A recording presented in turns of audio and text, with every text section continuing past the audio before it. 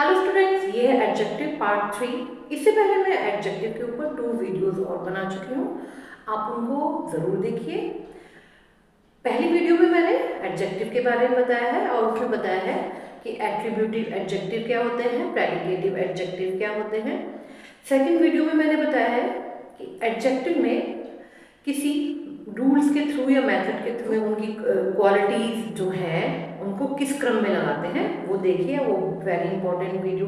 अभी तीसरी वीडियो, इस वीडियो में टाइप्स ऑफ एडजेक्टिव बताने जा रही हूँ। Number 1, qualitative adjective. अब क्वालिटेटिव एडजेक्टिव होता क्या है, इसमें जब हम good, bad, fine, tall, beautiful इन सारे जो वर्ड्स दिए हुए हैं उनके थ्रू हम किसी नाउन या प्रोनाउन की विशेषता बताते हैं। जैसे he is a good girl, Ram is a good boy. तो इस तरह से हम इसको क्वालिटेटिव एडजेक्टिव कहते हैं। Number 2, quantitative adjective. Quantitative adjective वो होता है जब हम किसी चीज की मात्रा के बारे में बताते हैं कि मच वाटर, या इसमें हम लिटिल यूज करते हैं, वेयर यूज करते हैं, ऑल यूज करते हैं, सम, एनफ, सफिशिएंट, नन, मोस्ट। ये है जो हमारी क्वांटिटी बताते हैं। Numeral adjective. न्यूमरल एडजेक्टिव हम में हमारे आते हैं some, many, a lot of, lots of, few, a few, the few, several, all, enough, no, none, most, certain, uncertain. ये सब हमारे नंबर बताते हैं कि मैनी स्टूडेंट्स की क्लास में बहुत ज़्यादा स्टूडेंट्स हैं या कुछ है। इस तरह से हमारे नंबर बताते हैं कि कितने हमारे नंबर हैं, फ्यू हैं, अफ्यू हैं, इस तरह से। क्योंकि फ्यू हमारा काउंटेबल नाउन है, ये हमारा हो गया numeral adjective. Number 4, demonstrative adjective. ये हम इसमें हम यूज करते हैं दिस, दैट, दीज, दोज। जैसे this book is very expensive, कि ये बुक बहुत एक्सपेंसिव है, महंगी है, तो वो बुक की विशेषता बता रहे हैं कि यह वाली बुक। तो इस तरह से हमारा ये डेमोन्स्ट्रेटिव एडजेक्टिव यूज होता है।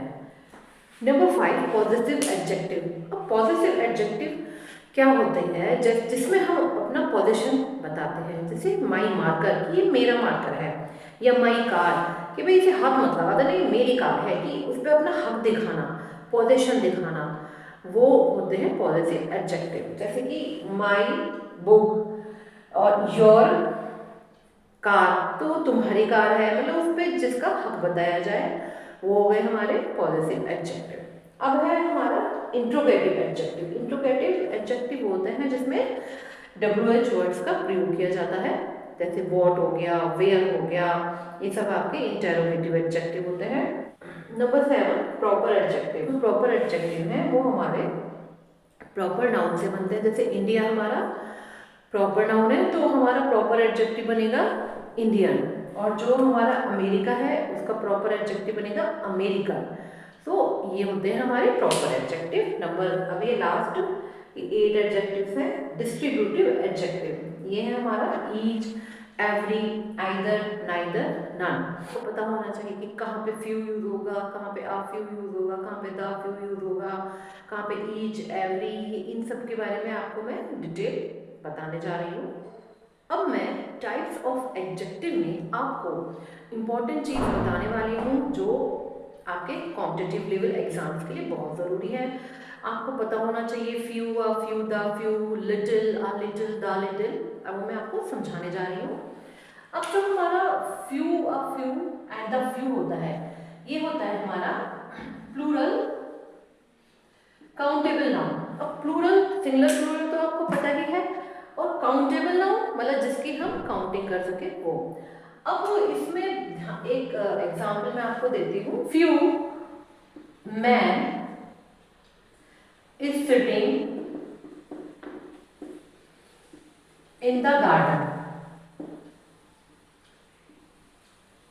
सो स्टूडेंट्स, अब फ्यू मैन, अब एक बात हमेशा ध्यान रखने की है, इसके साथ हमेशा प्लूरल काउंटेबल नाउन, तो यहाँ पे मैन नहीं आया, MAN नहीं, MEN आया, ये प्लूरल हमारा काउंटेबल नाउन हो गया मैन। अब जब यहाँ पे मैन आया तो यहाँ पे भी सिटी, इस भी गलत है, यहाँ पे आ जाएगा हमारा आर। ये बात हमें ध्यान रखने की है कि जो फ्यू है उसके साथ हमेशा हमारा प्लूरल काउंटेबल नाउन आएगा। तो यहाँ पे MEN मैन आएगा और यहाँ पे आर आ जाएगा। तो ये था हमारा कि फ्यू जो फ्यू द फ्यू के साथ हमारा प्लूरल काउंटेबल नाउन आता है। जैसे एग्जांपल है he has few chance of success. So students अब यहाँ फ्यू आ गया तो मैंने आपको जैसे बताया था अब यहाँ पे एस आ जाएगा फ्यू चांसेस कि क्योंकि यहाँ पे हमारा प्लूरल काउंटेबल नाउन आएगा कि फ्यू चांसेस। तो एग्जाम में इस तरह से हमारी एरर आती है।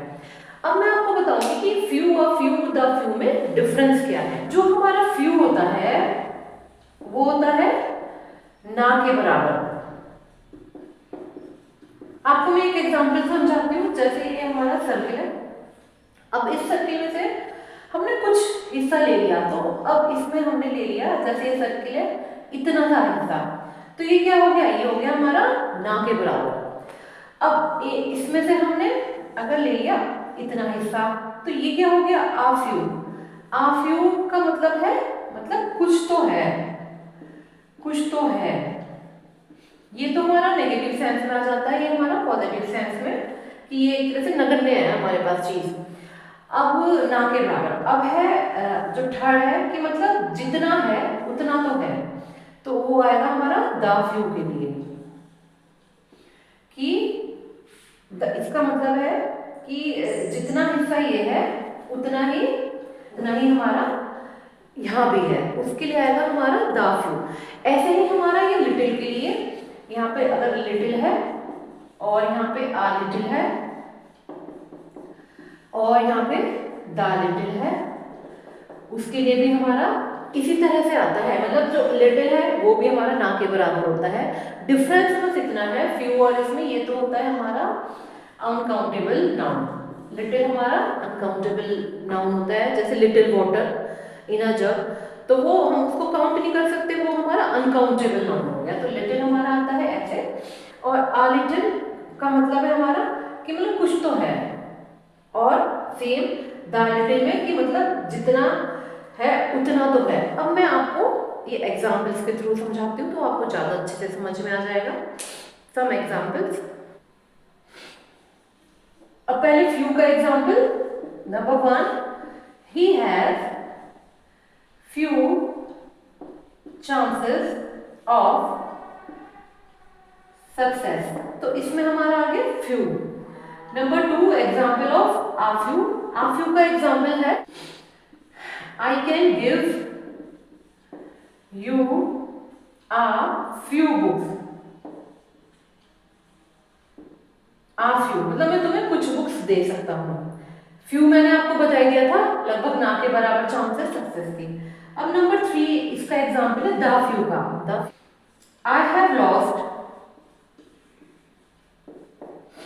The books, I have lost the few books I had, कि मैंने अपनी बुक्स को खो दिया जो मेरे पास थी, मतलब जितनी भी थी उन सबको खो दिया। द फ्यू का मतलब ये है। इस तरह से हमारा फ्यू, आ फ्यू और द फ्यू हम यूज करते हैं। अब मैं आपको यूज बताती हूँ लिटिल, आ लिटिल और द लिटिल का। मैंने आपको फ्यू, आ फ्यू और द फ्यू के बारे में बताया। अब मैं बताने जा रही हूँ लिटिल, आ लिटिल और द लिटिल। अब ये है हमारा अनकाउंटेबल नाउन। अनकाउंटेबल नाउन मतलब जिसे गिना ना जा सके, जैसे वाटर है, मिल्क है, जूस है, हम इनको काउंट तो नहीं कर सकते, उसकी हम केवल क्वांटिटी बता सकते हैं लगा के little, uh little, the little. अब आपको इनमें डिफरेंस बताऊंगी। जैसे मैंने आपको फ्यू, आ फ्यू और द फ्यू में बताया था, उसी तरह से हमारा little, uh little, the little है। इसका मतलब है कि ना के बराबर, और आ लिटिल का मतलब है कुछ तो है, ये मैंने आपको भी समझाया था। और द लिटिल का मतलब है कि जितना है हमारे पास, कोई लिक्विड है या उतना तो यूज हो गया या उतना तो है ही, वो मैं आपको एग्जांपल से अच्छे से समझाती हूँ। जैसे there is a little milk in jug, you can make a cup of tea. अब मान लो कोई जग है, कि इस जग में इतना मिल्क है, इतना सा मिल्क है कि तुम एक कप चाय नहीं बना सकते। तो मतलब क्या है, जब वो हमारा चाय नहीं बना सकते उसकी, यानी कि वो ना के बराबर है, तो उसमें हम यहाँ पे आ हटा देंगे कि there is a little milk in the jug, you can't make a cup of tea. तो ऐसे हमारा यूज होगा लिटिल।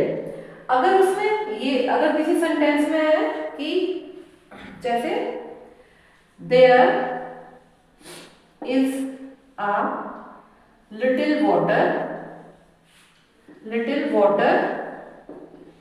इन द जग, कि जग में कुछ पानी तो है। इसका आ लिटिल का मतलब ये है कुछ तो है, और जो मैंने आपको लिटिल बताया इसका मतलब ना के बराबर। अब है दा का यूज हमारा ऐसे होता है, he drank the little water that was left in the bottle, कि मतलब उसने जो जितना भी बॉटल में पानी बचा हुआ था वो सारा पी लिया। द लिटिल मतलब इस चीज को डिनोट करता है कि जितना था उतना सारा यूज हो गया, उतना ही उसने ड्रैंक द लिटिल वाटर, उतना ही पानी पी लिया। तो यहाँ पे आपको मेरे ख्याल में लिटिल और आ लिटिल और द लिटिल का यूज बहुत अच्छे से समझ में आ गया होगा। अभी मैंने आपको फ्यू और लिटिल वाले कॉन्सेप्ट समझाए हैं, उनसे एग्जाम्स में एरर आती हैं। और अब मैं आपको ईच और एवरी का कॉन्सेप्ट समझाऊंगी। Each and every. अब आपको ये ध्यान रखना है कि जो ईच है वो हमारा एज अ प्रोनाउन भी यूज होता है और एज अ एडजेक्टिव भी यूज होता है, और जो हमारा एवरी है वो केवल एज अ एडजेक्टिव ही यूज होता है, एज अ एडजेक्टिव ही यूज होता है। अब ये समझाती हूँ मैं आपको, जैसे एग्जाम्पल से तरह काम करेगा और कब एडजेक्टिव की तरह काम करेगा। One example, each of boys has come. अब इसमें ऑफ क्या है, ऑफ है हमारी प्रीपोजिशन, ऑफ है हमारी प्रीपोजिशन, और प्रीपोजिशन से पहले हम ये क्या है, ये हमारा सब्जेक्ट है, और सब्जेक्ट होने के लिए जो हमें यहाँ पे नाउन या प्रोनाउन चाहिए होती है। तो अब यहाँ पे ये ईच क्या है, यहाँ पे हमारा each as a pronoun work कर रहा है, ईच हमारा यहाँ पे एज अ प्रोनाउन वर्क कर रहा है। अब यहाँ पे ईच एडजेक्टिव की तरह वर्क कब करेगा, ईच एडजेक्टिव की तरह वर्क करेगा। एक एग्जांपल, ईच बॉय हैज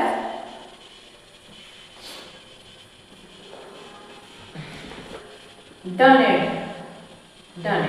अब इसमें जो बॉय है वो हमारा नाउन है।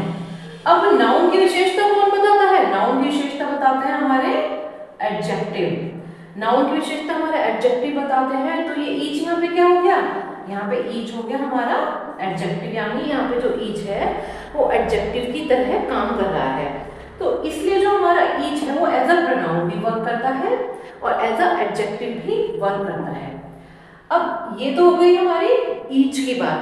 अब लेकिन जो हमारा एवरी है वो हमारा केवल एडजेक्टिव की तरह काम करता है, क्योंकि जो हमारा एवरी है वो एज अ सब्जेक्ट वर्क नहीं कर सकता। एक एग्जांपल के थ्रू मैं आपको समझाती हूँ। Every of boys have come. तो अब जो एवरी है वो केवल एडजेक्टिव की तरह काम करता है।